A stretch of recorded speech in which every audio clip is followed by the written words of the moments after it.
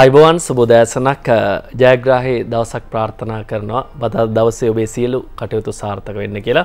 අද දවසේ වින්දනි උදෑසන ආරම්භ කරද්දී ඔබට විශේෂ කාරණාවක් මතක් කරන්න ඕන. යම්කිසි කෙනෙකුට තවත් අයගේ හදවත් තුළ ජීවත් වෙන්න හැකියාව ලැබෙනවා නම් ඒක තමන්ගේ ජීවිතේ ලබන්නා වූ වාග්යක් කියලා අපි දන්නවා. විශේෂයෙන්ම සෝබා දහමත් එක්ක ජීවත් වන අපට යම්කිසි දවසක සෝබා දහම ආරාධනා කරද්දී යන්න වෙනවා. මිනිස් ජීවිතයේ ස්වභාවය ඒකයි. ඒ නිසා මේ දවසේ ඔබ දන්නවා ඔබ ආදරය කරපු ප්‍රවීණ ගායකයෙක් අප අතරින් සමු ගැනීම සිද්ධ වුණා. ප්‍රවීණ ගායන ශිල්පී හරුන් රන්ත්‍රා මහත්මයා. ඉතින් මාධ්‍යයක් හැටියට ඔහුගේ ගීත ඔබ රස වින්දා. ඔහු ඔබේ හදවතේ ජීවත් වෙනවා. ඒ විතරනේ මෙතුමා ගැන සඳහන් කරද්දී විදේශ රටවල් වල ගායකයන්ගේ පවා පැසසුමකට ලක් වෙච්ච පුද්ගලෙක්. ඔහු ජීවතුන් අතරෙද්දී හිරු ටීවී විදිහට අපිට හැකියාව ලැබුණා උත්තරීතර වැඩසටහන හරහා ඔබට ඔහුගේ සියලු විස්තර ගෙනෙන්න. එහෙනම් එතුමා අද දවසේ අපි මතක් කරන ගාම ඔහු අදහන ආගමට අනුව අපි අදහන ආගමට අනුව නිවන් සුවය මොක් සුවය ප්‍රාර්ථනා කරනවා. උත්තරීතර වැඩසටහනේ ඔස් සමග ඒ සිදු සංවාදය අපි කෙටි ඔබට වැඩසටහනෙන් කොටසක් නැරඹීමට මේ අවස්ථාවේ අවස්ථාව ළඟා කරනවා.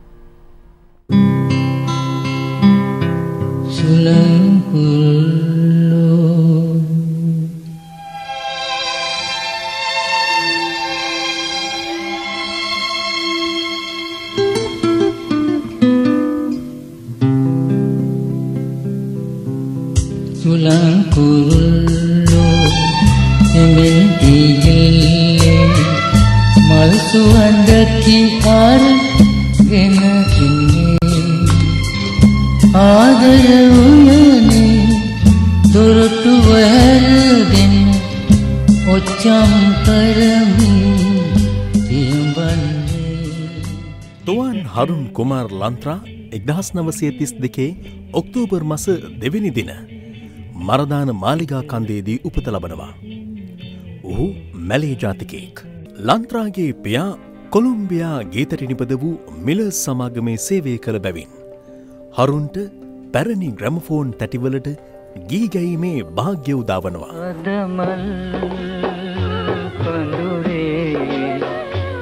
අදමල් පඳුරේ ඉපෙනා සිතුවිලි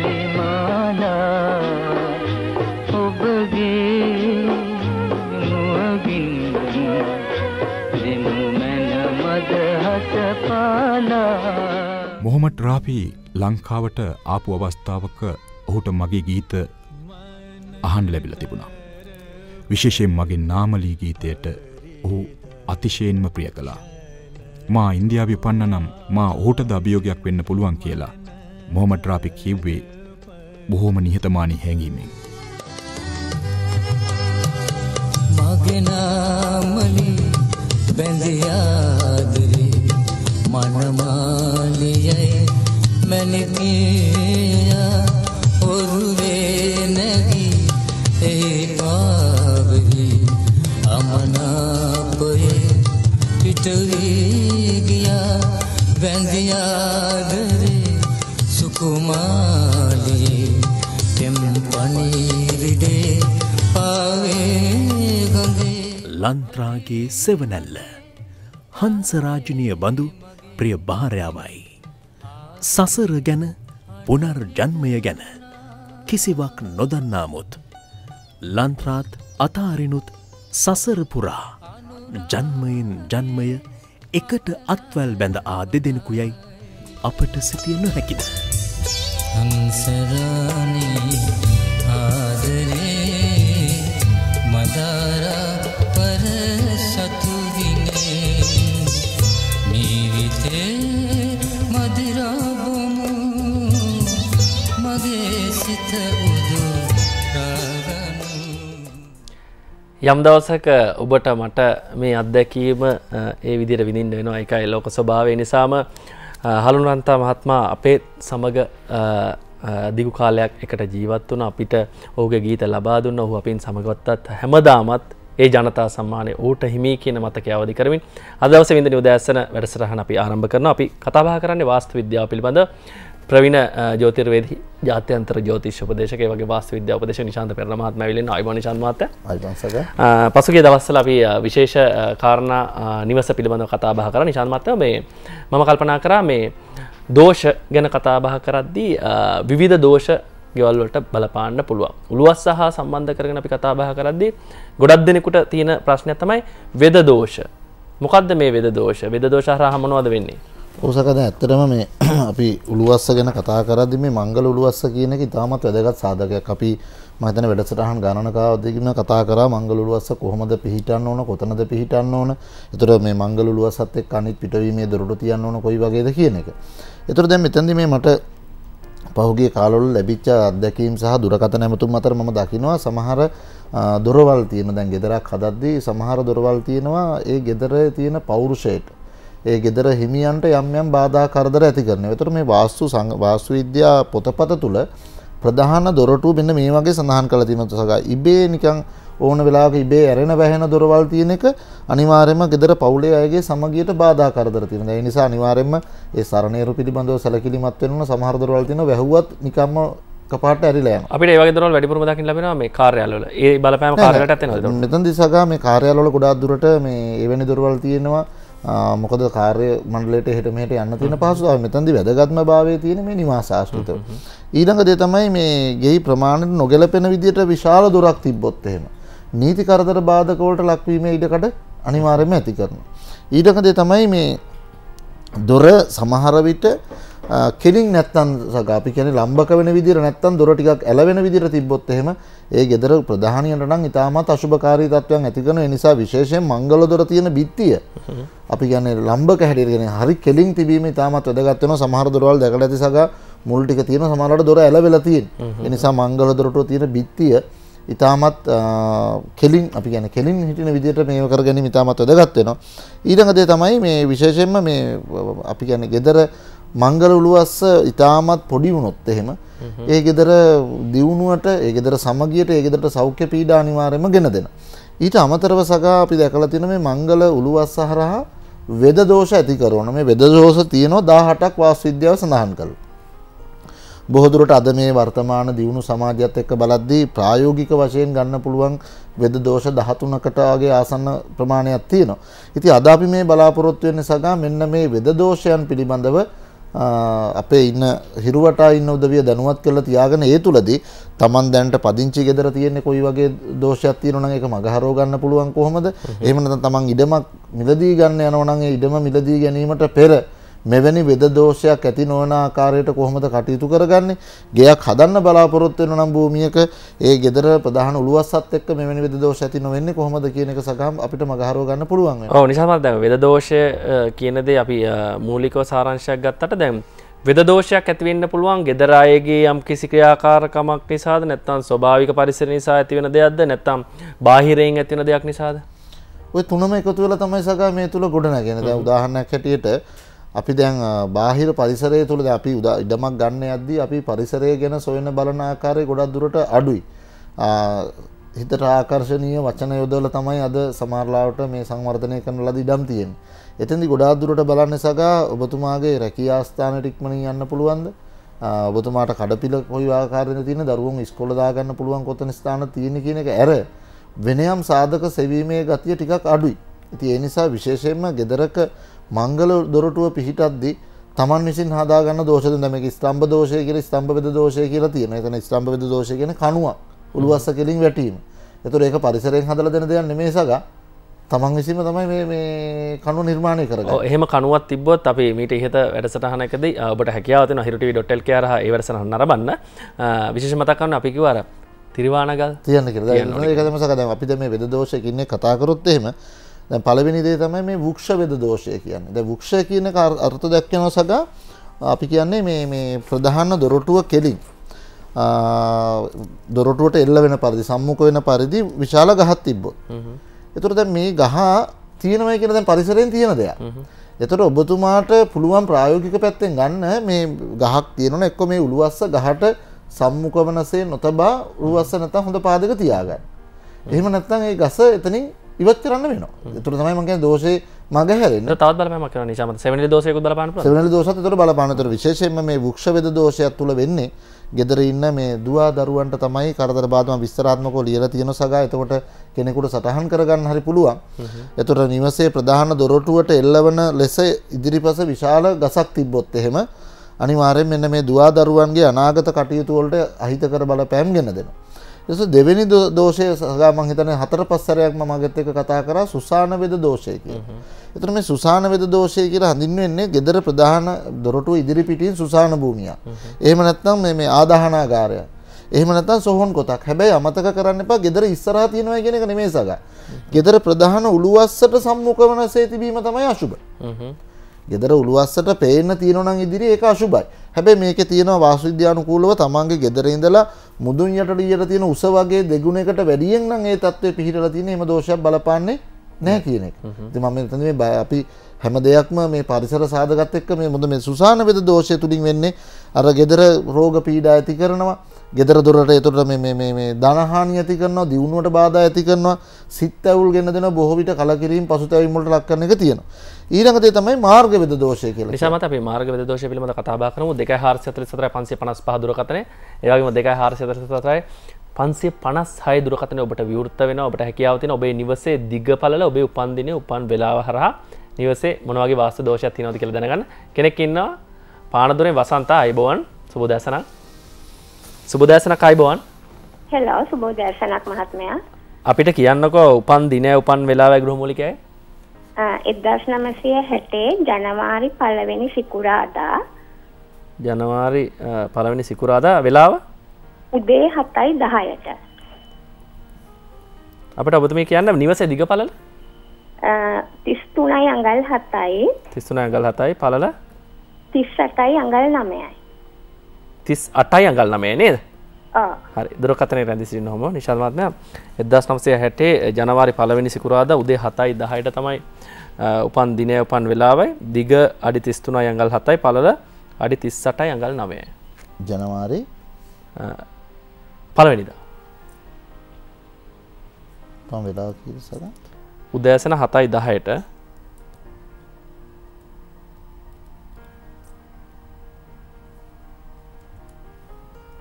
ඔබට අවස්ථාව තියෙනවා දුරකථනයෙන් අපිට කතා කරන්න පුළුවන් නිවසේ දිගපළල ඒ වගේ උපන් දින උපන් වෙලාව මතක් කරන්න අපිට 2444 555 දුරකථනය ඒ වගේම 2444 556 දුරකථනය නිවැරදි වර්ගඵලය ගණනය කිරීම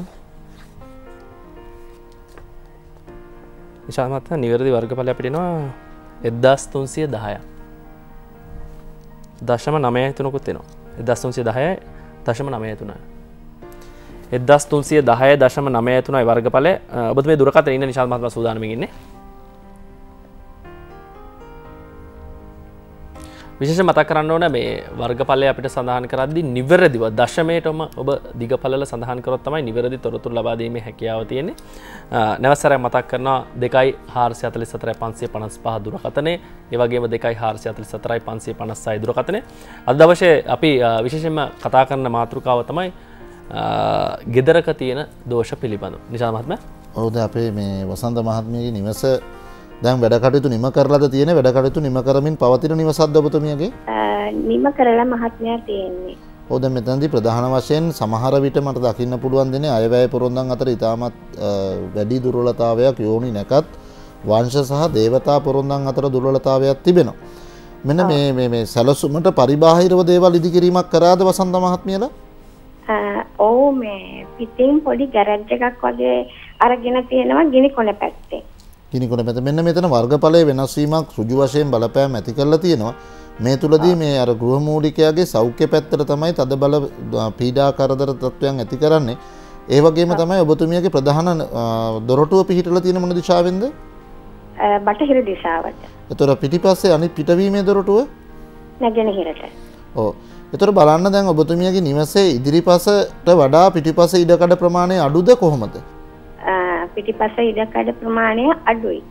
ඒතර මෙතනදී බස්නාහිර පැත්තේ ඉඩකඩ ප්‍රමාණය වැඩි වෙලා තියෙන සගා. එතකොට විශේෂයෙන්ම මේ සෞඛ්‍ය පීඩා වගේම අර යුතුයකම් වගකීම් වලත් කෙලවරක් නැහැ. අර තමන්ගේ දියුණුවට වඩා අන් අයගේ කාර්යයන් වෙනුවෙන් වෙහෙස මහන්සි වීම ඇති කරලා තියෙනවා. වර්ග අඩි 10ක් 14ක වගේ ප්‍රමාණයක තමයි දුර්වලතාවයක් තියෙන්නේ. මෙන්න මේ පැත්ත ඔබතුමියගේ ප්‍රදේශයේ වාස්තු විද්‍යාඥයෙකුගේ උපදෙස් පතලා මේ தත්ත්වය නිවැරදි කරගන්න නැත්නම් අපේ මේ ගෙදර ගෘහමූලිකයාගේ ලේ ගමන් කරන සියුම් නහර වලට දැඩි පීඩා කරදර අතිකිරීම ඉඩකඩ තිබෙනවා. කොහොමද එතුමාගේ සෞඛ්‍ය තත්ත්වය එහෙම? දැනට නම් කරදරයක් නැහැ මහත්මයා. මම බස්නාහිර දිශාවෙන් ගල් වැටියක් දාලා වෙන් කරලා වගේ තියෙන ඉඩකඩ වැඩි හින්දා, ඒ කියන්නේ බස්නාහිර පැත්තට ඉඩ වැඩි හින්දා. ඒක උතුරයි දකුණයි ආවෙන පරිදිම තියෙනවද නැත්නම් ගෙදර ප්‍රමාණයට විතරද තියෙන්නේ? ගෙදර ප්‍රමාණයට විතරයි. මොකද ගේට්ටුව තියෙන්නේ එන්න ඒ දිශාවෙන් බස්නාහිර දිශාවෙන් තමයි තියෙන්නේ. ඒක පුළුවන් නම් ඔබතුමිය මේ උතුරයි දකුණයි ආවෙන පරිදි සකස් කරගන්න. ගෙදර ප්‍රමාණයට විතරක් තිබීම සෑහීමකටපත් වෙන්න බෑ. විශේෂයෙන් මේ ගෙදර වර්ගඵලයේ ප්‍රමාණය නිවැරදි කර ගැනීමක් කරගත්තොත් ඔබතුමියලා කටයුතු සාර්ථක කරගන්න පුළුවන්. මොකද වර්ග අඩි 12ක වගේ ප්‍රමාණයක් තමයි දැනගන්න පුළුවන් ආකාරය තියෙන. නමුත් මේක අපි කියන්නේ මේ මැනුවලි ගණන් හදලා ඉවරලා සකස් කරගන්න පුළුවන් නම් සක වඩාත් වටිනවා. ඔව් අපට අවස්ථාව තියෙනවා අද වැඩසටහනේදී නිවසේ දිගපළල ඒ වගේම උපන්දිනේ උපන් වෙලාව අපිට කියන්න. අපි සූදානම්ින් ඉන්නේ වාස්තු විද්‍යා ගැටලුව හඳුනාගෙන ඒට පිළිම මොකක්ද කියන්න පැහැදිලි කරන්න. කෙටි විරාමයකට යන්න හදන්නේ. නැවත සැරයක් හමු වෙමු ඊට පස්සේ.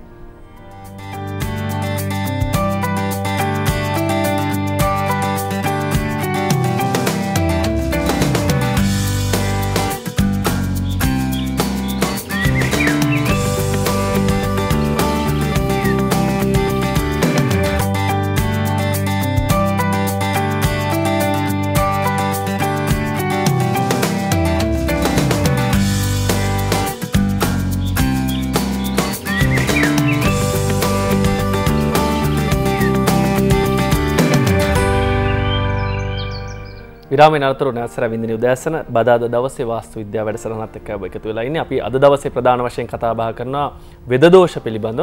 දුරකථනයෙන් කෙනෙක් ඉන්නවා. අයබෝන් සුබ උදෑසන.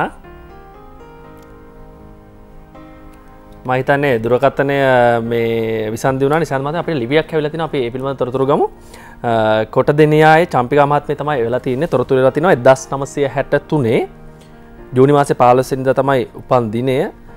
උපන් වෙලාව 11:40ට පෙරවරු 11:40ට තමයි ඉපදිලා තියෙන්නේ.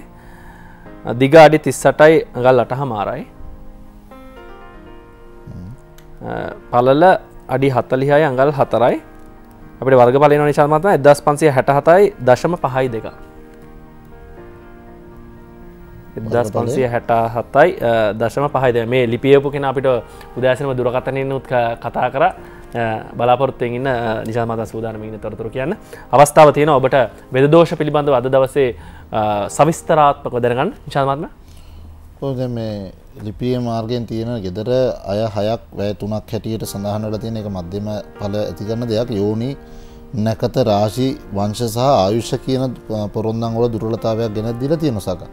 මේ තුල ගොඩාක් දුරට මෙවැනි පිහිටීම් වෙන්න පුළුවන්. එක්කෝ Tamanට මහ ගෙදරක් ලැබිච්ච ගෙදරක යම් කිසි නව්‍යකරණයක් කරගෙන මෙවැනි තත්ත්වයක් වුණාම, එහෙම නැත්නම් යම් කොටසක් හදාගෙන ඇවිල්ලා ඒ කොටසට තව නව අංග එකතු කිරීම තුල ඇතිවෙච්ච තත්ත්වයන් තියෙන. අර මේ තුලදී විශේෂයෙන් බලපෑම ඇති කරන තත්ත්වයන් ඇති කරලා තියෙන්නේ දුවදරුවන්ගේ අනාගත කටයුතු වලට. විවාහදී කටයුතු, රැකී ආරක්ෂාවල දියුණුවට යම් යම් බාධා කරදර ගෙන දෙනවා. ඒ වගේම තමයි මේ ගෙදරත් අංශක පොරොන්දම් තුල තියෙනා වූ අර්ථහීන ස්වභාවය නිසාවෙන් විශේෂයෙන්ම මේ ගෙදර ඇලවීමේ අපි කියන්නේ ගෙදර දිශාශෝධනෙත් යම් දුර්වලතාවයක් වෙලා තියෙන. කොහොම වුණත් ප්‍රදේශයේ වාස්තු විද්‍යාඥයෙකුගේ උපදෙස් ලබා ගත්තොත් මේ අයවැය පොරොන්දම් අතර තියෙනා වූ ශුභතාරී තත්ත්ව නිසා බොහෝ විට වර්ග අඩි 8ක් 10ක් අතර ප්‍රමාණයක වෙනසක් කර ගැනීම තුළ මේ තියෙන තත්ත්වෙ මගහරව ගන්න පුළුවන්. මට මතකයි ඔය වගේම අපිට තොරතුරු ලැබුණා ඊට කලින් අපේ වැඩසටහනකේ කතා කරපු නිසා මත.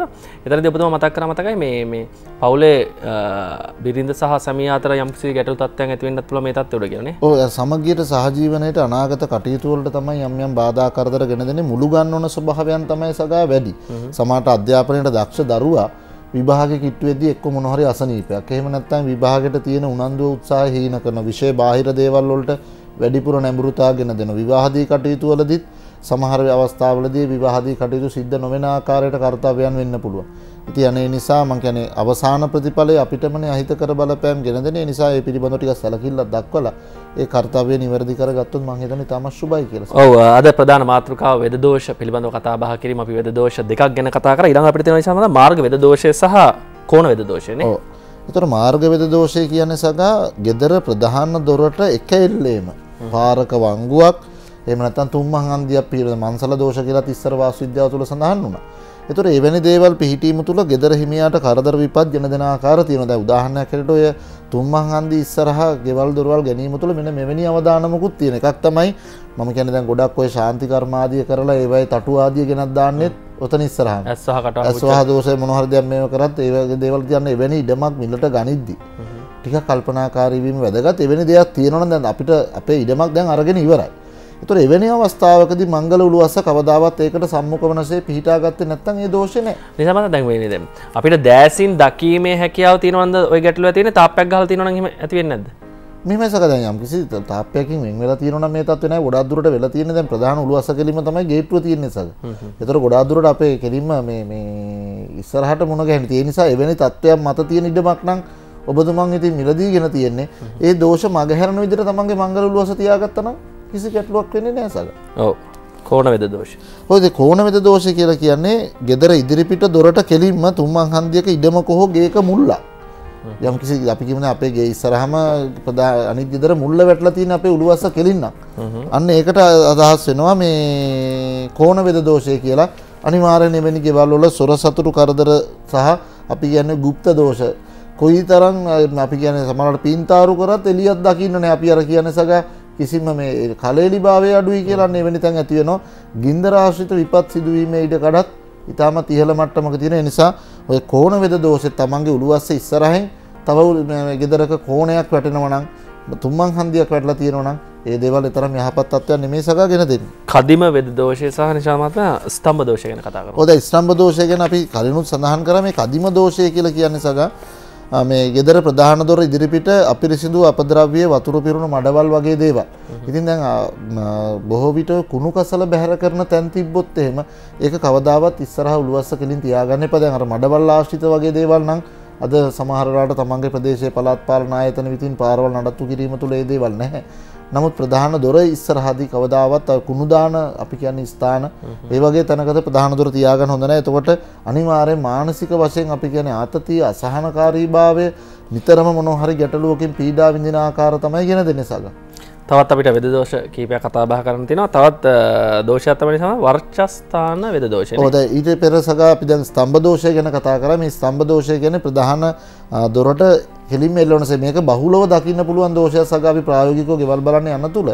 මොකද මේ වැඩිපුරම වැරෙන්ඩාවල් ගොඩනගා ගැනීම තුල මේ වේද දෝෂය අනිවාර්යයෙන්ම ස්තම්භ දෝෂය ඇති කරගන්නවා. මේක ඉතාමත් බාධාවක් ඇති වෙනවා දරුවන්ගේ අධ්‍යාපන කටයුතු වෙන්න පුළුවන්, තමන්ගේ දියුණුව වෙන්න පුළුවන්. අර ඒ නිසා දැන් එවැනි මේ දෝෂය තමයි සග 95%ක්ම බහුලව කරලා තියෙන්නේ. ඒ නිසා තමයි අපි නිතරම කිව්වේ සගට මතක ඇති ඒ තමන්ගේ උළුවස්ස කෙලින්නම් තියෙන්නේ. දැන් මේ වෙලාවේ උළුවහුව අයින් කරන්නවත් වහලා ගලවන්නවත් විදියක් නැත්නම් අනිවාර්යෙන් තිරුවානගල් 21කට වැඩි ප්‍රමාණයක් පෝච්චියකට දාලා මේ ස්තම්භයට හේතු වෙන විදිහට ප්‍රධාන උළුවස්ස කෙලින් තියාගත්තොත් ඒකේ තියෙන අහිතකර දෝෂේ ගොඩක් දුරට මගහැරලා යනවා සග. ජල නිර්ගමන. ඔව් ඊට පස්සේ මේ වර්ෂස්ථාන දෝෂය කියලා හඳුන්වන්නේ ප්‍රධාන දොරට ඉදිරියෙන් වැසිකිළියක්, ඇසිකිළියක්, කුණු කසල බහලන වාජන අන්නේ දේවල් තියෙනවා. ඒක ඉතාමත් හොඳ නෑ. gedara තියෙන ලස්සන ශ්‍රියාව එහෙම නැත්නම් අපි කියන්නේ මේ gedara තියෙන අයගේ ඉදිරියට යාමේ ගතිය අනිවාර්යයෙන්ම අඩු කරනවා. ජල නිර්ගමන වේද දෝෂය කියලා කියන්නේ සගා gedara ප්‍රධාන දොරට ඉදිරිපිට ගඟක්, ඔයක්, කැලක්, වංගුවක් හෝ නැම්මද අපි කියමු ගඟක් බලා ගලාගෙන බසින මේ තැනක්. එහෙම නැත්නම් අල මාර්ගයක වතුර පාරක් ගලාගෙන බසින තැනක්. නැත්නම් අල මාර්ගයක් හැරිලා යන තැනක්. මේ ගෙවල් දොරවල් වල ප්‍රධාන දොර කෙලින් තියෙන මෙවැනි තත්ත්වයන් ඉතාමත් අශුභකාරී තත්ත්වයන් හැටියට සලකනවා. එතකොට මේ වස්තු විනාශයේ දියුණුවට තමයි බාධා ගෙන දෙන්නේ. නමුත් දැන් මෙවැනි තත්ත්වයන් වල පිහිටීම් ටිකක් අඩුයි සගා. මොකද අද පරිසරයේ ඉස්සර අල මාර්ග තිබ්බ සෑහෙන්න ගොඩ නැගිලා. නමුත් දැන් මෙවැනි තත්ත්වයන් ටිකක් දුරට අඩුයි. නමුත් තමන් ඉඩමක් ගනිද්දී ප්‍රධාන දොරේ වෙනි මාර්ගයක් හැරෙන තැන කෙලින්ම තියාගන්න නැතුව ඒ කාර්යයන් ටික කරගන්න පුළුවන් වුණොත් වඩාත් වහපත් සගා. කූප වේද දෝෂය නිචාන්වන්ත. කූප කියන එකෙන් අදහස් වෙන්නේ සගා ලිඳ. එතකොට මේ අපි කූප ශාස්ත්‍රය කියලා ලිං හාරන්න සුබ තැන් පිළිබඳව අපි සොයනවා. එතකොට මේ කූප වේද දෝෂය කියලා කියන්නේ gedara හරියටම ප්‍රධාන උළුවස්ස කෙලින් ලිඳ පිහිටලා තියෙනවනේ.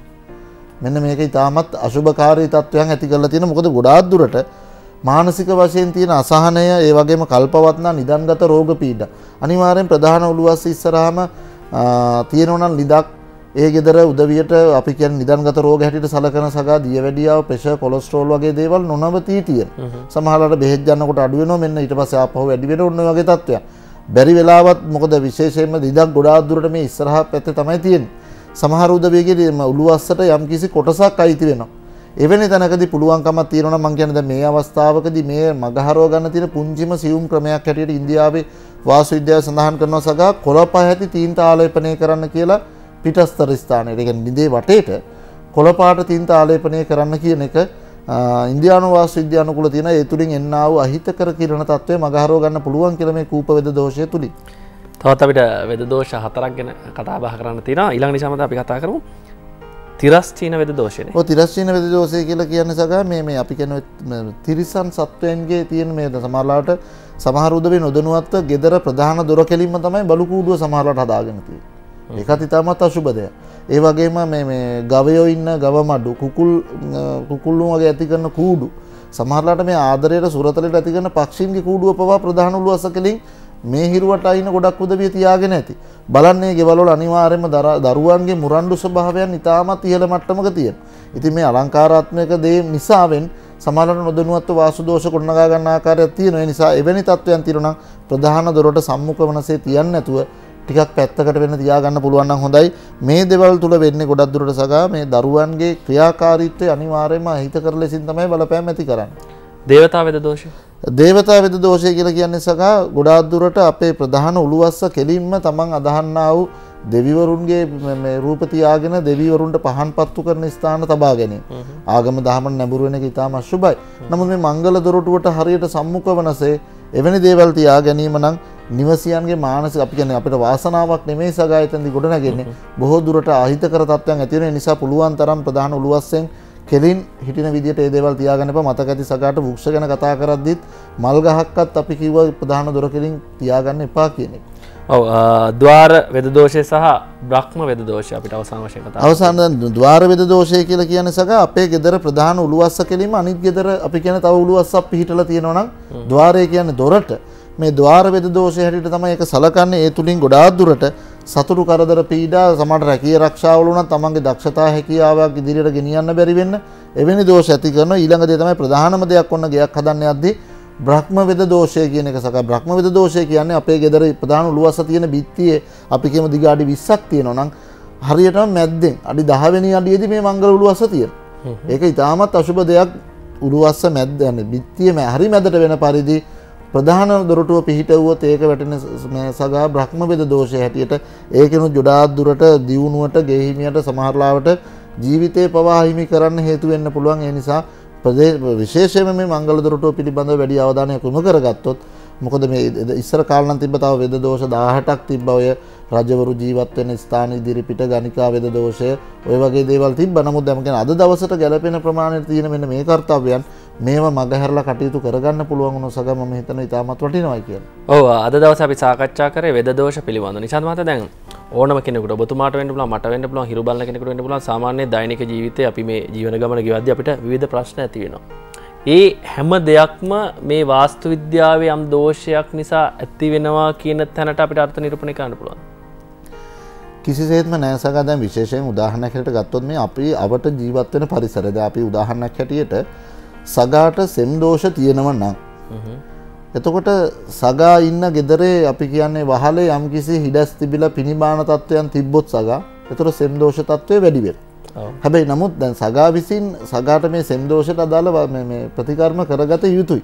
හැබැයි ඒ ප්‍රතිකර්ම කරද්දී වුණත් අර පරිසරයේ තියෙන පුංචි දුර්වලතාවය සගාට බලපෑමක් ඇති කරන්න පුළුවන්. අපේ තියෙන සැලසුම් වල දුර්වලතාව නිසා තමයි අපි ගොඩක් දේවල් මේ අහිමි කරගන්නේ. පෞද්ගලික සැලසුම්, සමාජගත සැලසුම්, දෛවෝපගත සැලසුම් කියලා සැලසුම් වර්ග තුනක් අපේ ජීවිතයේ තියෙනවා. අපි කොයි වෙලාවෙත් කැමති සග අපිට හම්බෙන හැම ප්‍රශ්නයක්ම දෛවෝපගත සැලසුම් වැනි පුංචි කරුණකට දාලා ඇඟ බේර ගන්න. මගේ වෙලාව හොඳ නැහැ, මට සෙනසුරුගේ රාෂ්ටකයක් තියෙන ඔන්න ඔය වගේ දේවල් කියලා අපි කැමති වෙන්නේ කොයි වෙලාවෙත් එවැනි පැත්තකට දාලා අපේ ඇඟ බේර ගන්න. නමුත් අපි කියමු අපිට ජීවිතේ යම් කරදර බාධා සිද්ධ වෙන සම්භාවිතාවෙන් බොහෝ විට 125ක 30ක වගේ ප්‍රමාණයක් තමන්ගේ ජීවත් වෙන පරිසරයේ අනිවාර්යෙන් බලපෑම් ඇති කරනවා සග. ඉතින් අපේ අරමුණ වෙන්නේ ඒ ඇති කරන්න පුළුවන් බලපෑම් මෙන්න මෙවැනි තත්වයන් වෙන්න පුළුවන් ඒක අපි මග හරව ගමු. ඒකෙන් ඈත් වෙමු. අන්න එතනට තමයි සගා මේ වාස්තු විද්‍යාව කියන එක ගොඩ නැගිලා තියෙන්නේ. ඔව් ප්‍රධාන වශයෙන්ම දැන් වාස්තු විද්‍යාවෙන් වෙන්න පුළුවන් පාරිසරික බලපෑමක් නිසා වෙන්න පුළුවන් කෙනෙකුට සෞඛ්‍ය ප්‍රශ්නයක් ඇති වුණොත් තමන්ගේ ආර්ථික තත්ත්වයට බලපෑමක් වෙනවා පවුල් ඒකකයේ ඒ ක්‍රියාකාරකම් වලට බලපෑමක් ඇති වෙනවා අපිට කියන්නේ ශාන්ත මහත්තයා දැන් මේ යම්කිසි කෙනෙක්ගේ සෞඛ්‍යයට දැන් බලපෑමක් ඇති වුණාම සමහරු කියනවා කොච්චර බෙහෙත් ගත්තත් අල්ලන්නේ ඒකට හේතුව ඒ වාස්තු විද්‍යාවේ තියෙන ගැටලුවක් නිසා ඇති වෙන දෙයක් වෙන්න පුළුවන්. ඔව් දැන් සගා දැන් සමහරලාට කෙනෙක් තර්ක කරනවා ඔබතුමත් එක්ක තර්ක කරලා ඇති දැන් අද වෛද්‍ය විද්‍යාව දියුණුවයි හැමදේම දියුණුවයි කියලා. උදාහරණයකට ගන්නකො සගා එකම දක්ෂ වෛද්‍යවරයෙක් එකම ලෙඩ තියෙන 3 දෙනෙකුට බෙහෙත් කරලා එක්කෙනෙක් සනීප වෙන්නත් එක්කෙනෙකුට අසාධ්‍ය වෙන්නත් එක්කෙනෙක් මිය යන්නත් හේතුවක් කියලා දෙයක් තියෙන්න එපා. ඒතර මේ විශ්වය තුල අපි නොදන්න ධර්මතාවයක් අපි වටා මේ සංක්‍රමණය වෙනවා. එතකොට අපි උදාහරණයකට අපි ගත්තොත් එහෙම අපේ නිදන කාමරේ අපි තියාගෙන ඉන්නේ වැරදි තැනක න ะ. අපි කියමු උදාහරණයක් අපේ ගෙදර මුළු තැන් ගියේ තියෙන්නේ ඊසාන දිශාව. ඒතර අපේ වාසනාව ගෙන තැන. සමහරවිට සගාට ඇති වෙන රෝගයකදී සගා මොනතරම් බෙහෙත් ගෙන ආවත් සමහරවිට සගාට මේ බෙහෙත් ටික ඇයි ඇඟට මේ ධාරණය නොවන නැත්නම් ඇඟට සුවයක් නොවෙන්නේ ඇයි? Tamanට මේ පරිසරයෙන් එන්න පුළුවන් විශ්ව ශක්තියින් ප්‍රමාණය අඩු නා. දැන් උදාහරණයකට නැගෙනහිර දිශාව බ්ලයින්ඩ් කරලා බස්නාහිර දිශාවට විශාල ජනෙල් දාගෙන තියෙනවා. ඒතර නැගෙනහිරුගෙන් එන කිරණ ශක්තිය මේ ගෙදරට අඩු වෙලා මලහිරුගේ කිරණ ශක්තිය මේ ගෙදරට වැඩියෙන් ආවොත් සගා ඒත් මොකද්ද ඒතර අපි දැනගන්න නගින උදෑසන සූර්යයෙන් එන්නේ අපිට ඉතාමත් විශාල ශක්තියක් වගේම ජීව විද්‍යාත්මකව ගත්තත් යම්කිසි ශක්ති ප්‍රභවයන් අපිට ඇතුල් වෙනවා. ඒතර අපි ඒක වහගෙන බස්නාහිරෙන් එන මලහිරුව අපි එකට ගත්තොත් එහෙම සගා ඔතන ඔබතුමන් කිව්ව දේ තමයි එතනටත් හේතු වෙන්නේ. ඔව් දැන් අපි නිවස පිළිබඳව කතා බහ කරද්දිත් විවිධ ගොඩනැගිලි වල කාර්යාල තියෙනවා නිශාන්ත මහත්තයා. කාර්යාලයේ දැන් ප්‍රගතියක් වර්ධනයක් දකින්න එහි ආයතන ප්‍රධානීන් එහි වැඩ කරන කළමනාකරුවෝ මේ කට්ටියට වාස්තු විද්‍යා ගැටලුවක් ඇති වුණොත් යම් තාක් දුරට එහි ඉදිරි සංවර්ධන කටයුතු ආයතනයේ ප්‍රගතිය සඳහා ඇති වෙන කටයුතු බාධා වෙන්න පුළුවන්. නිශාන්ත මහත්තයා අපිට කියන්න දැන් එතකොට ඒ කෙනා වාඩි වෙන ස්ථානයේ විශේෂ තැනක් වෙන්න ඕනද? පාවිච්චි කරන බඩු බාහිර ආදී තියෙන්න ඕන තැන් තියෙනවද? ඒක ගැන මතක් කරමු. ඔසක දැන් ආයතනික වශයෙන් ගත්තන් පස්සේ දැන් අපි මේ ඉන්නේ මාධ්‍ය ආයතනයක. තව තියෙනතර ඇඟලුම් කර්මාන්ත ශාලා. ඒ වගේම තියෙන උත්සව ශාලා. මේ මං කියන්නේ නොයෙකුත් ක්‍රමවේද කීපයකින් තමයි ආයතනවල මේ සේවා සම්පාදනය කරන ස්ථාන තියෙන්නේ. ඒතර මේ තුලදී අපි කියන්නේ ව්‍යාපාරික ස්ථානවලට ප්‍රවේශ වෙන ගේට්ටුවේ ඉඳලා ඒකේ ප්‍රධාන ගොඩනැගිලි තිබෙනා වූ ප්‍රධාන දොරටුව දැන් අපි අද කතා කරේ ගෙදරක මංගල දොරටුව ගැන. ඒතර ඇතුල් වීම ප්‍රවේශ මාර්ගය ඒ වගේම ඇතුල් වීමේ දොරටුව. එතකොට මේ ආයතනයේ හදවත බඳු අපි කියන්නේ මේ මූල්‍ය තත්වයන් පරිපාලනය කරන ස්ථානය. එතකොට මෙහි ඉන්න අපි කියන්නේ යන්ත්‍ර සූත්‍ර තබල තිබෙන දිශාවක්. එතකොට එහි වැඩ කරන සේවකයින් මේ අපි කියන්නේ පිරිස් පරිපාලනය කරන තැන් ස්ථානගත වෙන එක. එතකොට මේ ආයතනයේ ප්‍රධානය හෝ මේ අධ්‍යක්ෂක මණ්ඩලයේ උදවිය රැස්වීම පවත්වලා මොකද මේ රැස්වීම තුල තමයි අපි කියන්නේ සගා තව ඉදිරියට මේ කාර්යයන් ගෙනියන්නේ. මෙන්න මේ හැම දෙයක්ම වාස්තු විද්‍යානුකූලව පදනම් වෙච්ච දෙයක්. අද අපේ රටේ තරම් නැති වුණත් අපි හිතුවට සගා මේ බටහිර රටවල් වල අද ආයතනයක් පටන් ගන්නදී වෙන එකක් තියා ඒට බාහිරව ආලේපනය කරන වර්ණ පවා වාස්තු විද්‍යාවේ උපදෙස් ලබාගෙන තමයි ඒ කාර්යය කරන්නේ. එතකොට මේ යන්ත්‍ර සූත්‍ර පවා ස්ථානගත කරන්නේ කොයි ස්ථානවලද අපද්‍රව්‍ය බැහැර කළ යුත්තේ කොහෙන්ද? මේ සෑම දෙයක්ම පුංචි තේ කඩයක් නැමැති ව්‍යාපාරයක ඉඳලා මහා පරිමාණ ව්‍යාපාරවලටත් එකසේ පොදු ලෙසින් තමයි සගා බලපන්නේ. අපි සාමාන්‍ය ව්‍යාපාරයක් ගත්තොත් මේකේ අපි කියන්නේ සමන් මුදල් දාන ලාච්චුව. එතකොට මේ අයිතිකාරකෙනා ඉන්න ස්ථානයේ මේ සෑම දෙයක්ම වැදගත් වෙනව නැත්නම් යන්ත්‍ර සූත්‍ර මොනතරම් අලුතෙන් ගෙනාවත් සමහර විට ඉක්මනින් කැඩෙනවා. ඒ යන්ත්‍ර සූත්‍ර වැඩ කරන සේවකයන්ගේ අසනීප තත්වයන් ඇති කරනවා. ඔවුන්ගේ මානසික සතුටක් ඇති වෙන්නේ නැහැ. එතකොට නිරන්තරයෙන් අලුත් සේවකයන් බඳවා ගැනීම සිද්ධ වෙනවා. ඒතර වෙන්නේ සගා අපි කියන්නේ යම් කිසි කෙනෙක් පුරුදු වෙලා මාසයක් දෙකක් පුරුදු වෙනකොට එයා එතනින් අයින් වෙලා ගියොත් එimhe තවත් අලුත් කෙනෙක් ගන්න වෙනවා. එතකොට අර අපි කියන්නේ ශ්‍රමදායකත්වයේ මේ ව්‍යාපාරයේදී වුණාට ගොඩක් බාධා වෙන්න පුළුවන්. ඉතින් මේ සෑම දෙයක්ම නිවැරදි ලෙසින් වාස්තු විද්‍යානුකූලව ස්ථානගත කරගත්තොත් සගා ලොකු විශාල දියුණුවකට අපේ ව්‍යාපාර වලට යන්න පුළුවන්. අද දවසේ අපි ප්‍රධාන මාතෘකාව කරගත්තේ වෙද දෝෂ පිළිබඳව දුරකථන ඇමතුම් මේ වගේ ලිපිවලට අදාළව කරුණු තමයි අද මම නිශාන්ත මහත්මයන් ඇහුවේ. ඇත්තම අද දවසේ ඔබට අවස්ථාව තියෙනවා 2444 දුරකථනය 2444 දුරකථනයේ නිශාන්ත මහත්මයා වැඩසටහන ඉවරලා 11 වෙනකන් අද දවසේ උදෑසන සූදානම්ින් ඉන්නේ ඔබට නොමිලේම ඒ දුරකථනය හරහා සියලුම කරුණු පැහැදිලි කරන්න ඔබේ වාස්තු විද්‍යා ගැටලුවක් තියෙනවා නම් දරුවන්ගේ ප්‍රශ්නයක් තියෙනවා නම් ඒ සඳහා කුමන ප්‍රතිකර්මද ඔබ ලබාගත යුත්තේ කියන කාරණාව අපි වාස්තු විද්‍යාව පිළිබඳව කතා බහ කරද්දී ඔබ අපි කලින් කතා බහ කරු මාතෘකා නැවසර කතා කරන්න කියලා කියන නිසාම මතක් කරනවා hirutv.lk යන්න වින්දනි උදෑසන ඔබට සියලුම වැඩසටහන් නැරඹීමේ හැකියාව තියෙනවා කියන කාරණාව මතක් කරනවා ලංකාවේ ඉන්න කෙනෙක් වෙන්න පුළුවන් විදේශ රටක ඉන්න කෙනෙක් වුණා hirutv.lk නරඹන්න කියලා මතක් කරනවා නිශාන්ත මහත්තයෝ දැන් විවිධ අයගේ විවිධ අදහස් තියෙනවානේ පිළිගැනීම නොපිළිගැනීම Tamanට දෙයක් වුණාට පස්සේ තමයි විශ්වාස කරන්නේ දැන් සමහර කෙනෙකුට මේ දැන් අර මට මේ දේ උන නිසානේ මම මේ දේ විශ්වාස කරන්න කියලා ඔබතුමාට කියන්න පුළුවන්ද කෙනෙකුට මේ වාස්තු විද්‍යාව විශ්වාස කරන්න අද දවසේ තමන්ගේ ගෙදර යම්කිසි අත්හදා බැලීමක් කරන්න පුළුවන් කියලා. ඕසක දැන් විශේෂයෙන්ම දැන් අපි මොකද මේ වාස්තු විද්‍යාව වාස්තු විද්‍යාව කියන එක අනිවාර්යයෙන්ම මේ අපේ ජීවිතය සහ පරිසරය එකට කොහොමද ගමන් කරන්නේ කියන එක තමයි මේ තුල කතා කරන්නේ. ඒ ඇරෙන බොහෝ පිරිසක් හිතාගෙන ඉන්නේ මේ වාස්තු විද්‍යාව පිළිහිටක් පතනවා කියන්නේ බිත්ති කඩන්න වේවි. එහෙම නැත්නම් වහල ගලවන්න වේවි. ලොකු මානසික අසහනයක් සහිත දෙයක් හැටියට. නමුත් මේ වාස්තු විද්‍යාව කියන දේ එහෙම ගොඩනැගිලා තියෙන්නේ මේ තියෙන දේවල් කඩා බිඳලා දාන නෙමෙයි සක. විශේෂයෙන් මේ වාස්තු විද්‍යාව තුලින් කරන්නේ තමන්ගේ අවට පරිසරයෙන් තමන්ට එන්නා වූ ශක්තිය මේ නිවස තුල නිවැරදි ලෙස ගලා යාගෙන සලස්වලා ඒ නිවසියන්ගේ කායික මානසික සහ ආර්ථික වශයෙන් තියෙන දියුණුව ඇති කරලා දෙන දෙයක්. උදාහරණයක් හැටියට විශේෂයෙන්ම සක පුංචිම දෙයක් තමයි අපි උදාහරණයක් හැටියට හිතුවොත් එහෙම දැන් ගෙදරක ප්‍රධාන උළුවස්ස බිත්තියකට හේතු කරලා තියෙන ගෙදරක.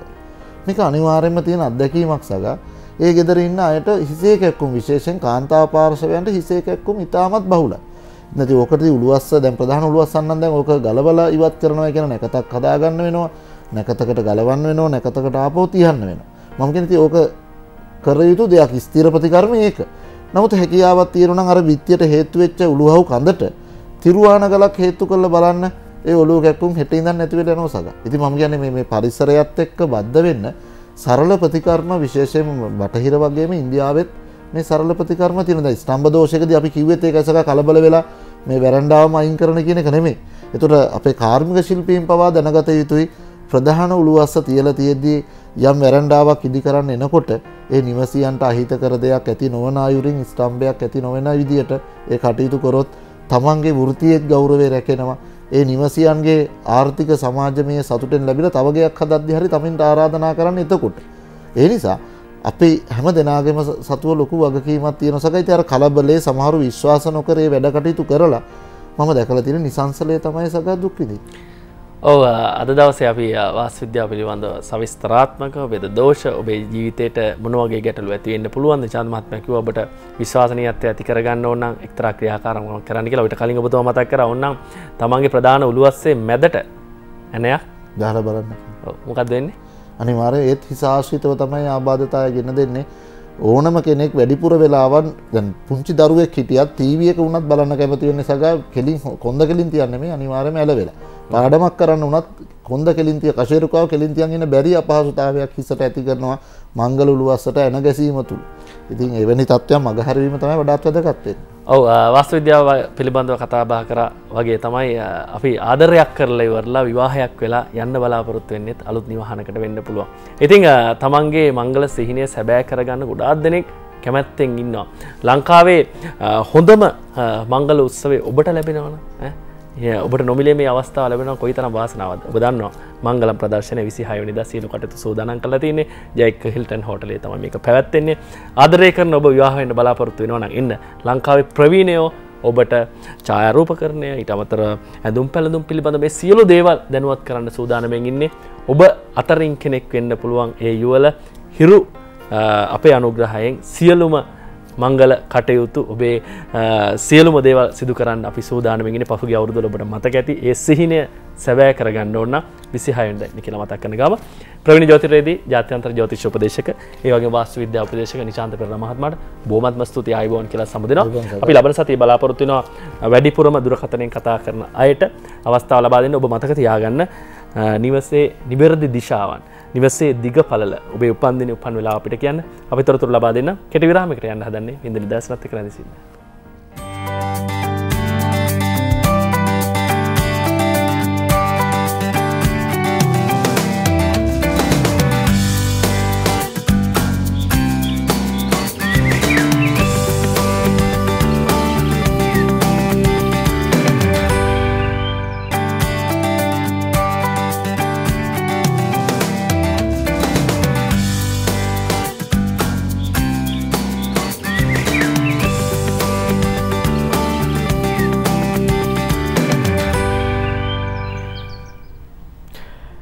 විරාමෙන් පස්සේ අපි නැවතත් විඳිනු දැසන සමගින් සම්බන්ධ වෙන මොහොතේ ඔබට මේ ආරම්භයත් එක්කම කියන්න ඕන දෙයක් තමයි අපි මෙවර වෙසක් පොහොය නිමිති කරගෙන හිරු ශාක්‍යසිංහ මංගල්‍යය නැවතත් බොහෝම උත්කර්ෂවල් ලෙස පවත්වන්නට සියලුම කටයුතු සංවිධානය කරලා තිබෙනවා.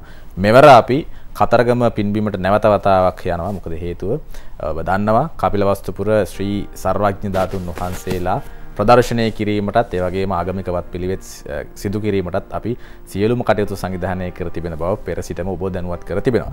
අපිට මතකයි අපි මුල්ම වතාවටත් හිරු ශාක්‍යසිංහ මංගල්‍ය ආරම්භ කරේ කතරගම කිරිවෙහෙර භූමියෙන් පසුව මහියංගන පුණ්‍ය භූමියට අපි ගියා. නැවත වතාවක් අපි කතරගම පුණ්‍ය භූමියට යන්නට තීරණය කළා තියෙනවා. ඉතින් ඔබට මේ සියලු කරුණු කාරණා පිළිබඳව දැනගන්නට පුළුවන් අද දවසේ මේ සාකච්ඡාව සමගින් සම්බන්ධ වුණොත්. මේ පිළිබඳව තවදුරටත් බොහෝ කරුණු කාරණා කතා කරන අපි බොහෝම ගෞරවයෙන් යුක්තව ආරාධනා කරා අප සමගින් නිරන්තරයෙන්ම සම්බන්ධ වෙන ඒ වගේම අපේ මේ වැඩ කටයුතු වලට මහා විශාල ශක්තියක් වන අපේ නායක හිමියන් ශ්‍රී ලංකා අමරපුර සම්බුද්ධ ශාසනෝදය මහා නිකාය අතිගරු මහානායක දූරන්දර වස්කඩුවේ මහින්ද වංශ නායක හිමියන් අපි සම්බන්ධ කරගත්තා. ඔබ වහන්සේ බොහොම ගෞරවයෙන් යුක්තව පිළිගන්න අපි වැඩසටහනට. ඒ වගේම මේ පිළිබඳව තවදුරටත් පුළුල් විග්‍රහයක නිරත වෙන්නට පුළුවන් පුද්ගලයෙක් අපි කැඳවාගත්තා. ඔහු තමයි ඔබ කවුරුත් දන්න බොහොම ගරු කරන චරිතයක් ප්‍රවීණ මාධ්‍යයේදී ඒ වගේම ආචාර්ය එඩ්වින් ආරිදාස මහත්මයා. ආයිබෝන් සුබදසන. ආයිබෝන්. අපේ හැමදෙරේ මුලින්ම මේ සාකච්ඡාව ආරම්භයට මම ප්‍රවිෂ්ටයක් විදිහට ගන්න ඔබ වහන්සේගෙන් දැනගන්න කැමතියි. දැන් අපි තෙවන වතාවටයි මේ සංවිධානය කරන්නේ මේ කටයුත්ත. එතකොට පළමු වතාවෙත් දෙවන වතාවෙත් අත්දැකීම් කොයි විදිහද කියන එක මුලින්ම දැනගන්න එක අපිට ඔබ වහන්සේගේ වචනෙන් දැනගන්න එක වටිනවා. ඒ නිසා ඔබ වහන්සේගේ හඬ අවදි කරනවා නම් මම කැමතියි.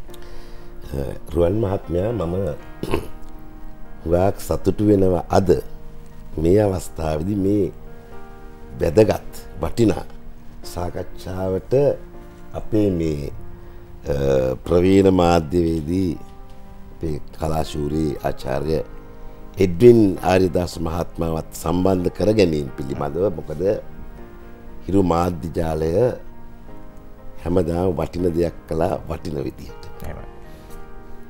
මේ උත්තම නිසක කපිලවස්තු ශ්‍රී සර්වඥ ධාතුන් වහන්සේලා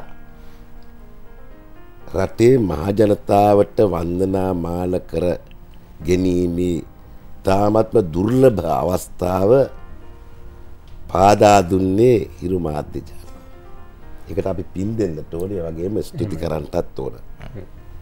මේ මාධ්‍ය ජාලය බොහොම දුෂ්කර ගමනක් යෙදිලා තමයි විහාරස්ථානයේ ඉතිහාසය ලැබිච්ච ක්‍රමයේ හොයාගෙන ගිහිල්ලා සමහරලාට රාත්‍රී ගණනාවකම ගිහිල්ලා සාකච්ඡා කළා තමයි මේ කටයුත්තට අවශ්‍ය පසුබිම මුලින්ම නිර්මාණය කරගත්තේ. ඒ පසුබිම නිර්මාණය කරගත්තා විතරක් නෙමෙයි, මේ කටයුත්තේදී බොහෝම බුද්ධිමත්ව, බොහොම ඉවසිලිවන්තව, ඒ එක්කම මේ රටේ ජීවත් වෙන ශ්‍රද්ධාව තියෙන මිනිස්සු ඉදිරියටයි අපි මේ ධාතුන් වහන්සේ වැඩමවාගෙන යන්නේ කියන ඉතාමත් හොඳ හැඟීමෙන් සීල කටයුතු සූදානම් කරා. ඒ නිසා තමයි මේකේ සත්‍ය පිළිබඳව, ඇත්ත පිළිබඳව කතා කරන්න ප්‍රවීණයන් මේ මැදිරියට ගෙන්ව ගන්න. එහෙම නැත්නම් සාමාන්‍යයෙන් ඔය මොනවා හරි කියන්න නම් පුළුවන් සමහර අවස්ථාවල අපි දැකලා තියෙනව නේද? නමුත් මේ පිළිබඳ දන්න කියන හොයන බලන පොතපත කියවපු නේ ලෝකය ගැන දන්න, ඉතිහාසය දන්න, පුරාවිද්‍යාව දන්න පිරිස් තමයි නිතරම සාකච්ඡා. මට මතකයි දැන් ගිය මාසේ අපි සාකච්ඡාවක් කළා අපේ පුරාවිද්‍යා අධ්‍යක්ෂ ජනරල්තුමා සමග පේරාදෙණිය විශ්වවිද්‍යාලයේ කතිකාචාර්යතුමත් එක්ක. ඒ මොකද මේක පිළිබඳව ඇත්ත ලෝකෙට කියා දෙන්නට ඕන. ඒ නිසා තමයි ඉතින් මේ විදිහේ සාකච්ඡාවක් ආරම්භ වුණේ. ඉතින් පළවෙනි වතාවේ කිරිවෙහෙරේ මහා යෝධ වැඩපිළිවෙල. ඒ වැඩපිළිවෙල තවත් දෙගුණ තෙගුණ වුණා ඊළඟ අවුරුද්දකින් ගිය අවුරුද්දේදී මහියංගනයට ධාතුන් වහන්සේ වැඩමවාට පස්සේ. තාමත්ම ලස්සනට, තාමත්ම පිළිවෙට ක්‍රමවත්ව සංවිධානය කරලා තිබුණා. වැඳ පුදා ගන්න එන ජනතාවට වැඩි පීඩාවක් නැතුව ඒ කටයුතු සංවිධානය කරලා තිබුණා. ඊයට සත්කාර සම්මාන සකස් කරලා තිබුණා. හැම බීම පවා මට දැන් ඔය රූපරාමයෙන් අපිට පේනවා මේ මාධ්‍ය ජාලයේ ගරු සභාපතිතුමා රේණුසල මැතිතුමන් ඒ සධාතු කරඬුව අපි හැමදෙරේ මේ අපි දකින්නේ ප්‍රථම වතාවට අපි කිරිවෙහෙර පුණ්‍ය භූමියේදී සර්වඥ ධාතුන් වහන්සේලා ප්‍රදර්ශනය කරන්නට ධාතුන් වහන්සේලා වැඩම කරන අවස්ථාව.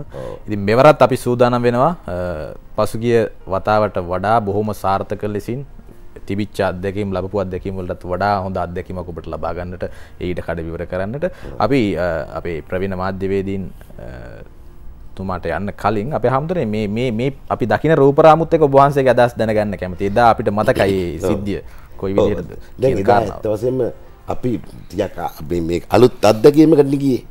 මාධ්‍ය ජාලයේ අපි ඔක්කොම මොකද අපි ඒ විදිහට කලියේ නෑ කලින්.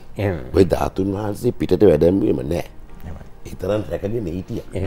මේ ප්‍රථම ජාලය පිළිබඳ ලොකු විශ්වාසයක් අපිට ඇති කරගන්න සිද්ධ වුණා.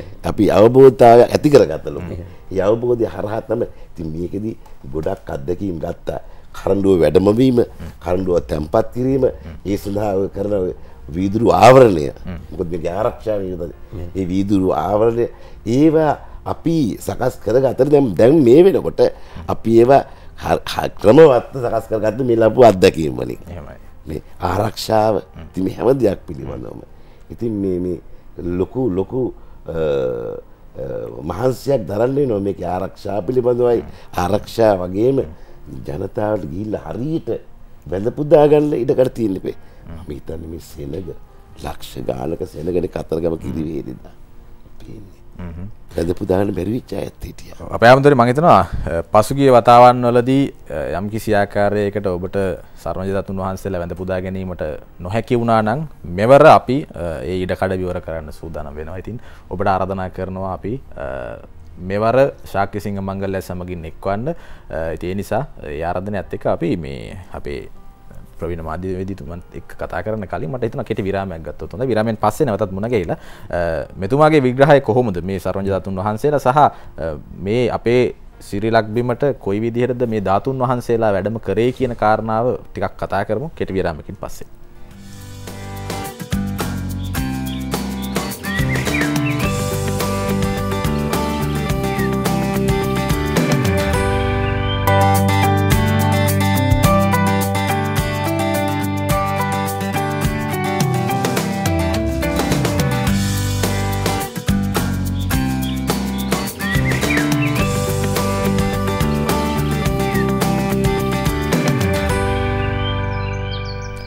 විරාමයට කලින් අපි හිරු ශාක්‍ය සිංහ මංගල්‍යය පිළිබඳවයි කතා බහ කරේ. විශේෂයෙන්ම කතරගම කිරිවෙහෙර පුණ්‍ය භූමියේ ආශ්‍රයයෙන් අද අපි සූදානම් වන්නේ මෙවර කටයුත්ත බොහොම හොඳින් සංවිධානය කරලා ඒ සර්වඥ ධාතුන් වහන්සේලා ප්‍රදර්ශනය සිදු කරන්න. ඉතින් මේ පිළිබඳව අපේ නායක හාමුදුරුවන්ගේ අදහස ප්‍රකාශ වෙනත් එක්කම මම අපේ එඩ්වින් ආරිදාසයන් පැත්තට හැරෙන්නේ මේ සර්වඥ ධාතුන් වහන්සේලා සමහර විට කෙනෙකුට ගැටලුවක් වෙන්න පුළුවන් මොකද්ද මේ සර්වඥ ධාතුන් කියන්නේ.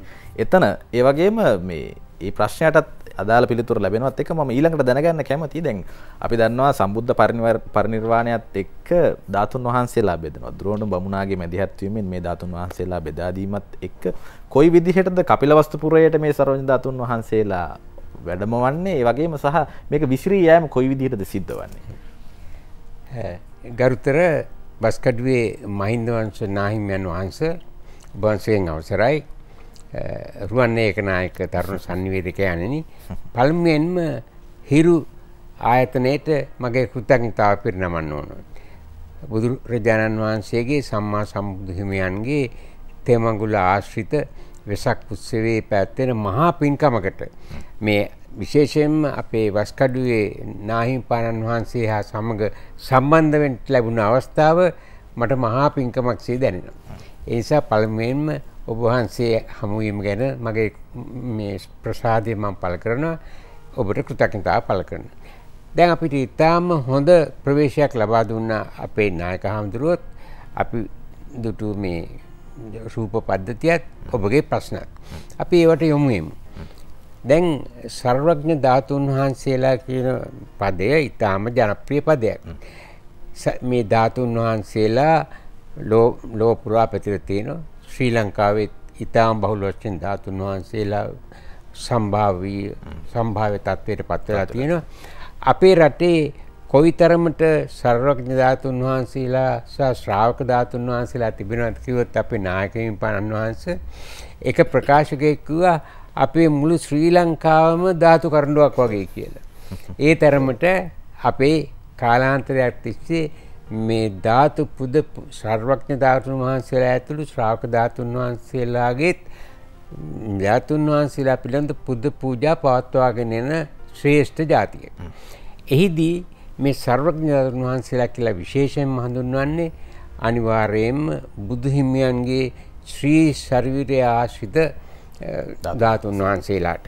මේ කතාව රුවන් සැකවින් කිව්වා.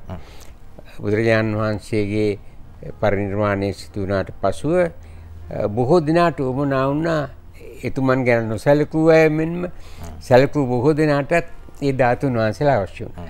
මේක ධාතු කෝලාහලයක් බඩපත් වුණා. පත් වුණාම මේ හොඳ ඥාන සම්පන්න බමුණෙක් එකතු වෙලා මමත් බෙදන්නම් කියලා. බෙදුවට එයත් බෙදාගත්තා. බෙදාගෙන එයාගේ කොණ්ඩෙත් ගහගත්තා විතාවටන ධාතු කොට්ටාසයක්. ඒක හොරකම් කළා ඉමස් ශක්‍ර දේවේන්ද්‍රයන් වහන්සේ. ඒ පින්නට තමයි ඒකත් කළේ. ඒ විදිහේ කතා බහුලයි. මේවා නොයෙක් උදවිය අරගෙන ගිහිල්ලා ඒවා තැන්පත් කළා. සමහර කියන 84000ක් ස්ථානවල පසුව තැන්පත් වුණේ ඒ සර්වඥ ධාතුන් වහන්සේලා. ධර්මාශෝක රජුරු ඒවා විශේෂයෙන්ම ගෞරවනීය ලෙස තැන්පත් කළා. ওই විදිහේ විශාල ඉතිහාසයක් තියෙනකොට ශ්‍රී ලංකාවේ සිද්ධාස්ථාන බොහොමයක් සර්වඥ ධාතු පිළිබඳ ඉතාම හොඳ කීර්තියක් ලබා තියෙනවා. ඒ සිද්ධාස්ථාන අතුරෙන් ඔබ වහන්සේට ගෞරවපූර්වක කියන්න කැමති වස්කඩුවේ සිද්ධාස්ථානය විශේෂ ස්ථානයක් දරනවා. මොකද ඓතිහාසික කපිලවස්තු සර්වඥ ධාතුන් වහන්සේලා ඉතිහාසයේ මුල්ලේ තැන්පත් තියෙන ශ්‍රී ලාංකීය සිද්ධාස්ථානයක් හැටියට ඔබ වහන්සේගේ සිද්ධාස්ථානයේ පරම පූජනීයයි. ඒක බෞද්ධ සදහැවතුන් අබෞද්ධ උදවියත් පිළිගන්නවා ගරු කරනවා. ඉතින් ඒකට හේතුව මේකයි.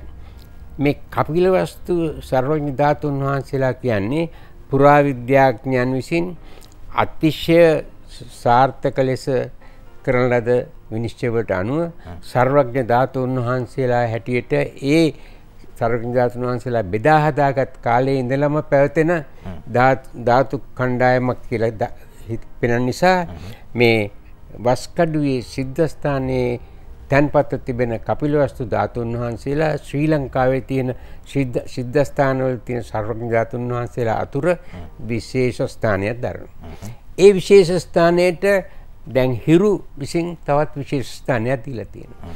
හිරු ශාක්‍ය සිංහ මංගල්‍ය විසින් මේ සිද්ධාස්ථානයේ ඊටාම් ගෞරවනීයව තැන්පත් කරලා තියෙන කපිලවස්තු සර්වඥ ධාතුන් වහන්සේලා සදහැවතුන්ට ඉතා පීතෘ ලෙස බලා පියාගෙන බැඳුම් පුදුම් කරන්නට ඔබ ඉතාම කාරුණික පරිද්දෙන් අනුග්‍රහයක් ලැබලා තියෙනවා. අපේ නායක හාමුදුරුවන්ගේ මාර්ගෝපදේශකත්වයේ තියෙන නිසා ඒ සිද්ධියේ පූජනීයත්වය රැකෙනවා. එහි බෞද්ධත්වයේ හොඳට ආරක්ෂා වෙනවා.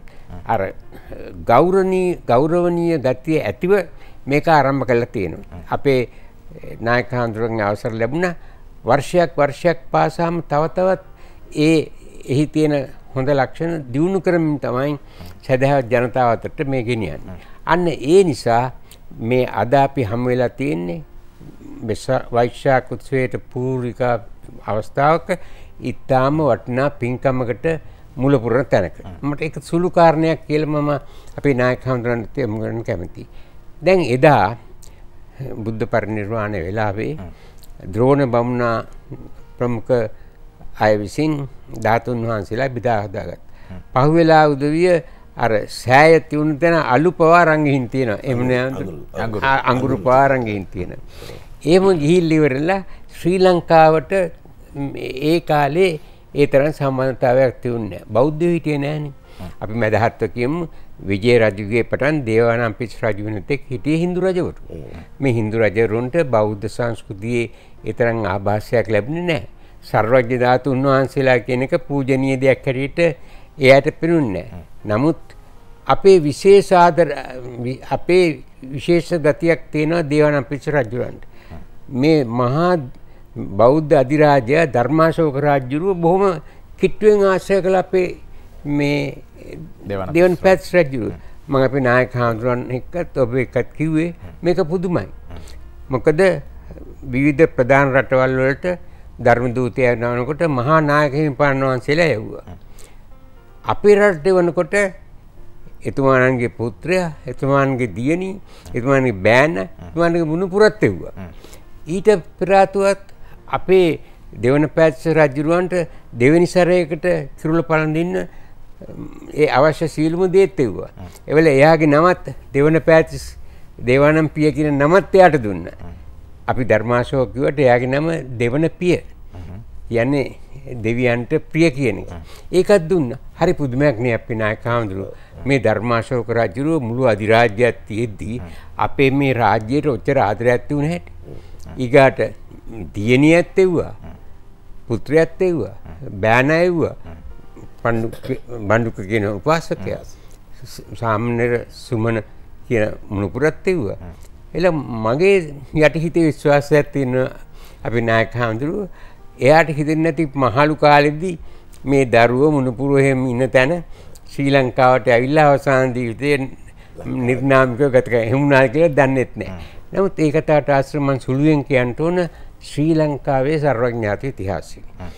දැන් මිහිඳු මාහිමියන්න් වහන්සේ ඔබ වහන්සේගේ නම මහින්ද වංශ මිහිඳු මාහිමියන් වහන්සේ දෙවනපිස් රජුරන්ට කිව්වා දැන් ඔබ නියම බෞද්ධයෙක් හැටියට ස්තූපයක් හදන්න ඕන. ස්තූපය කියන එකත් ඒ කාලේ හිටි ශ්‍රී ලාංකික ගෘහ නිර්මාණ ශිල්පීන් මේ සිද්ධාස්ථාන හදන ශිල්පීන් දැන හිටියේ නෑ. මිහිඳු හාමුදුරන්ගේ අනුග්‍රහයෙන් ඒක හදන හැටි කියලා දුන්නා. කියලා දීලා කිව්වා දැන් මේක තැන්පත් කරන්න 13 වහන්සේලා ඕනේ කියලා. ඓතිහාසික වශයෙන් අපිට ශ්‍රී ලංකාවට සර්වඥ 13 වහන්සේලා ලැබුණේ මීට අවුරුදු 1244කට පමණ පෙර ආතුව. දෙවන පැත්ස් රජුගේ කාලේ. කොහොමද? ඊගාවට දෙවන පැත්ස් රජු කිව්වා එහෙනම් තින් 13 වහන්සේලා ලබා ගන්න ඕනේ. ඒක සුළු දෙයක්. ඔබ සූදානම් වෙන්න මහා නාග වෙන ආහාර වේලාවට මේ මගේ බෑන කියන්නේ මුණුපුරා ධර්මාශෝක රජු තිස්ස සාමණේරයන් වහන්සේ ගිහිලා ගෙනේ. තිස්ස සාමණේරයන් වහන්සේ ගිහිලා 100ට කිව්වා 13 වහන්සේලා ඕන කියලා. 13 වහන්සේලා පාත්‍රයක දාලා දුන්නයි කියනවා. කියලා ඒත් මදිව ශක්‍රයාගෙන අරගෙන ඇවිල්ලා තියෙනවා තවත් උර හිසේ 13 වහන්සේ නමකට ඒක තමයි තුපන්සේ රද තුපාරාමේ තැන්පත් කළා තියෙන්නේ. මේ කතාවේ අපේ හාමුදුරුවෝ වහන්සේ දැන් කතාවක් නෑ මම කියන්න කැමතියි අපි ඔබටත් අපේට. ඕක මේ දම්පිය අටුවා ගැටපදයේ තියෙන ලස්සන කතාවක්. මේ තිස්ස සාමණේරයන් වහන්සේ ශක්‍රයාගෙන් මේ අරගෙන එනකොට 13 වහන්සේලා නාග ලෝකේ පහු කරන් ආවලු. ඒක දැන් ප්‍රවාදයක්.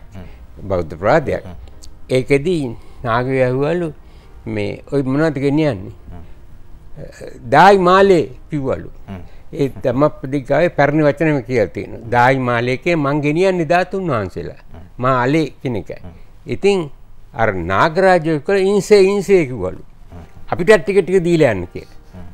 අරයා කිව්වා දෙන්න බෑ කියන එක දා පුදායි මාලේ මම කියන්නේ ඔයාලගේ නිකන් තියාගන්න නෙමෙයි 13 වහන්සේලා පූජා කරන්න ගෙනියන්නේ කියලා කිව්වයි කියලා හොඳ ලස්සන කතාවක් දම්පියාටුවක් තියෙනවා. ඒ නිසා සර්වඥ ධාතු ශ්‍රී ලංකාගත වීමේ ඉතිහාසයේ ඊටාම ලක්ෂණ ප්‍රවෘත්ති සිදුවන්නේ අපේ නායකයන් වහන්සේ විසින් කියු පරිදිම දේවනම්පිය්‍ය රජුරුවන්ගේ කාලයේදී මිහිඳු මහ රහතන් වහන්සේගේ අනුග්‍රහය. මේ ආකාරයෙන් තුපාරාමයේ තමයි සර්වඥ ධාතුන් වහන්සේලා තැන්පත් කරේ. මේ ඉතිහාසයේ මේ විදිහට අපි මතක් කර ගන්නකොට අපේ හාමුදුරනේ ඔබ වහන්සේගේ පැත්තෙන් මම දැනගත යුතුම කාරණාව තමයි අපි මේක සෑම වතාවකම ප්‍රකාශ කරන දෙයක්. වස්කඩුවේ ශ්‍රී සුබූති හිමියන්. උන්වහන්සේගේ තිබිච්ච ඒ දැනුම ඉංග්‍රීසි භාෂාව පිළිබඳ තිබිච්ච ඒ දැනුමේ ශක්තිය මේ හේතුව නිසා තමයි අපි මේ කතා කරන කපිලවස්තුපුර සර්වඥ ධාතුන් වහන්සේලා වස්කඩුව ශ්‍රී සුබූති විහාරස්ථානයට වඩම්වන්නට ඒ අවකාශය ලැබුණේ. මම හිතනවා මේ පිළිබඳව නැවත වතාවක් බොහොම කෙටියෙන් අපි මතක් කරගන්න එක වටිනවා. ඔව් මොකද වස්කඩුවේ ශ්‍රී සුබූති නායක හාමුදුරුවෝ පුංචි කාලේ ඉඳලා හොඳට ඉංග්‍රීසි ඉගෙන ගත්තු හාමුදුරුවෝ. ගොගලි කියලා ෆාදර් කෙනෙක්ගෙන් තමයි ඉංග්‍රීසි ඉගෙනගෙන තියෙන්නේ.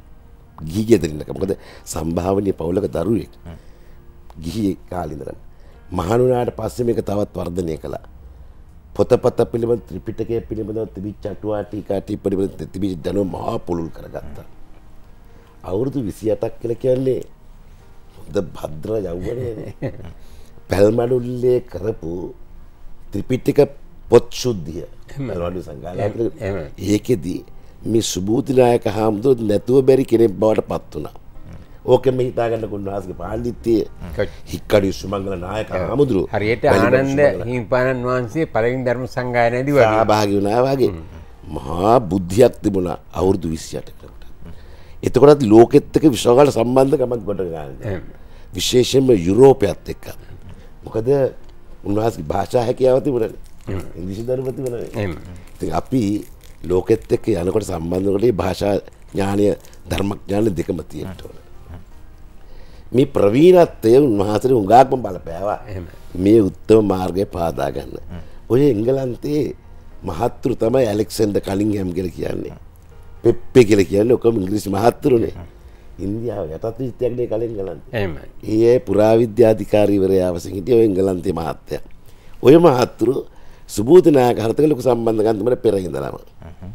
අපි පොඩි වෙලාවකට පෙර ආතු අපේ මේ එඩ්නාඩස් මහත්මයාත් කතා කරා අපේ හිටපු ආණ්ඩුකාර රොබර්ට් චාමස් ආණ්ඩුකාර නායක හම්දුගේ මිත්‍රයෙක් ලංකාවට එන්න ඉස්සල්ලා හොඳට පාලි උගත්තේ.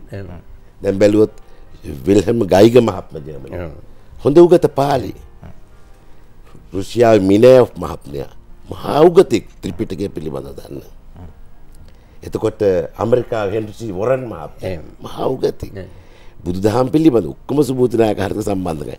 ඒ සම්බන්ධක මේ ප්‍රතිඵලයක් හැටියට ඉන්දියාවේ කපිලවස්තුපුරේ ධාතු කැණීම් කරන වෙලාවේදී ඒ සඳහා උපදේශකවරයා වශයෙන් පත් කරගෙන තිබුණේ වස්කඩේ සුබෝධනායක හඳුරන. උන්වහන්සේට මුදල් ගෙවන්න අහනකොට තමයි උන්වහන්සේගේ මට සල්ලි මට දෙනව නම් දෙන්න ඔන්න ඔය නිදාන් වලින් හැම උත්තම නිසක ධාතුන් වහන්සේ බලන සද්ධාවේ ප්‍රමාණය බලන්න. ඉතින් ඒ වගේ ඒ ලොකු සම්බන්ධකමක් දැනුමක් බුද්ධියක් අවබෝධයක් භාෂා ඥානයක් උන්වහන්සේ තිබිච්ච නිසා ඒකෙත් සහ සද්ධාවෙත් සහ අපේ වාසනාවෙත් ප්‍රතිඵලයක් විදිහට තමයි ඒ උතුම් ධාතුන් වහන්සේ අද ඔය ලැබිච්ච ධාතු නිධානය ලංකාවේදී අපට එහෙම බලන්න තියෙන දකින්න තියෙන ওই ධාතුන් වහන්සේ ටික විතරයි ලංකාවේ තුරත. ඒකේ අපේ නායකයන්ගේ අවසර ලැබුණ දෙයට මම වචනයක් එකතු කරන්න කැමතියි. එකක් චාමස් මහත්මයාගේ පාලි ඥානය. ඒ පාලි ඥානය නිසා තමයි සුභූති නාහිමියන් වහන්සේ සමග පෞද්ගලික සම්බන්ධතා පැවැත්වුණේ. ඒ සම්බන්ධතාවත් එකතුව තමයි ඉන්දියාවට ගියේ. ඉන්දියාවේ ඒ කාලයේ තුන පුරාවිද්‍යාත්මක අවබෝධයට අනුව පුරාවස්තුවක කාලය නිර්ණය කරන ඒ කාලයේ පැවති විවිධාකාර විද්‍යාත්මකකමට අනුව පළමුවෙන්ම බුද්ධ යුගයට ඇත් සර්වඥ ධාතුන් වහන්සේලා කියා ස්ථිර වශයෙන්ම නම් කළේ කපිලවස්තු ධාතුන්. හොඳයි අපිට තවත් කතා කරන්න වෙලාව තියෙනවා එඩිනාඩස් මහත්මයා. අපි කතා කරමු. නමුත් ඊට කලින් විරාමයක් ගමු. විරාමයෙන් පස්සේ නැවතත් මුණ ගැහිලා කතා කරමු මේ ශාක්‍යසිංහ මංගල්‍යයේ ඉදිරි කටයුතු කොයි විදිහටද සැලසුම් වෙලා තියෙන කියන කාරණාවත් එක්ක තවත් වැඩි තොරතුරු කතා කරමු.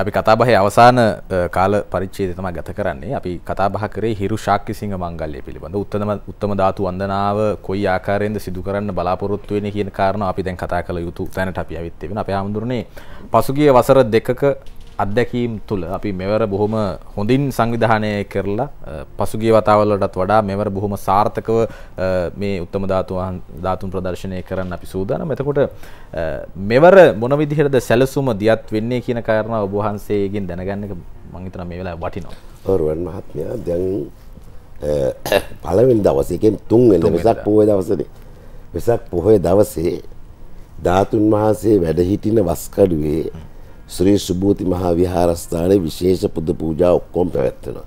ඒකට මේ හිරු මාධ්‍ය ජාලයේ සහයෝගය දිගටම ලැබෙන අතර කතරගම කිරිවෙහෙර භූමියේ එතන ඒ පොහොය වැඩසටහන් දිගටම සිද්ධ කරන මේ මාධ්‍ය අනුග්‍රහය. විශේෂයෙන්ම ආලෝක පූජා පිළිබඳව මතක් කළ යුතුමයි අපි. එතකොට හැන්දෑව අපිට මතක් කළ යුතු තව දෙයක් තමයි කතරගම දෙවියන් වෙනුවෙන් පින් අනුමෝදන් කිරීමේ විශේෂ පුණ්‍ය කර්මයක් අපි සිදු කරන්නත් බලාපොරොත්තු වෙන. ඒ බවත් මතක් කරනවා. පහන් ලක්ෂයක් පූජකල ආලෝකමත් කරන ඒ ආලෝකය දෙන්නේ කිරිවෙහෙරට පමණක් නෙමෙයි. මුළු රටම ආලෝකමත් වේවා කියන හැඟීම තමයි මාධ්‍ය ජාලය කටයුතු කරන්නේ. ඊළඟට 4 වෙනිදා පාන්දර මේ ධාතුන් වහන්සේ තාමත්ම ඒ පුද පූජා වතාවත් සියල්ල පෙර දවස් සිද්ධ කළ ගෞරවණීය විදියට කතරගම කිරිබෙහෙර භූමියට වැඩමවාගෙන යනවා. මම හිතන්නේ මාධ්‍ය ජාලයේ සභාපතිතුමාගේ ප්‍රධානත්වයෙන් අර ධාතුන් වහන්සේලා තැන්පත් කිරීම සිද්ධ කරන ඒ වෙලාවෙ ඉඳලා පළවෙනි පූජා උදේ පාන්දර සම්බුද්ධ පූජා පවත්වලා ඊතර ඉඳලා පැය 48ක් පුරා එක දිගට ඒ වන්දනාමාන පූජෝපහාර කරන ජනතාවට ඉඩකඩ සලසා දෙන. මේකෙදී මේ මාධ්‍ය ජාලත් එක්ක අපේ විහාරස්ථානයේ ධාතු ආරක්ෂක සභාවත් සම්බන්ධ වෙනවා. ඒකේ ආරක්ෂව අනිකුත් කටයුතු වතාවත් ඒවා සිදු කිරීම සඳහා. ඉතින් ජනතාවට විශේෂයෙන්ම බෞද්ධ ජනතාවට අවබෝධ ජනතාවට මොකද මම මතක් කරන්න ඕන අපේ දස් මහත්මයා ඔබතුමා බොහොම ලැබිව ලෙන්ගතව මේ කටයුත්ත පිළිගෙන ඉන්නේ බෞද්ධ ආගමිකදී අපි මහියංගනේ ඉඳන් එනකොට මම මතක් කරන්න ඕන මේ මාධ්‍යාලෙන් කරගෙන ආපහු ධාතුන් වහන්සේ වඩම්මන වෙලාවේදී කිසිම ආගම් භේදයක් නැහැ. අන්න ඒක තමයි. ජාති භේදයක් නැහැ. කුල භේදයක් නැහැ. පුදුමාකාරේ ශ්‍රද්ධා සම්පන්න ජයග්‍රහණයක් ඒක.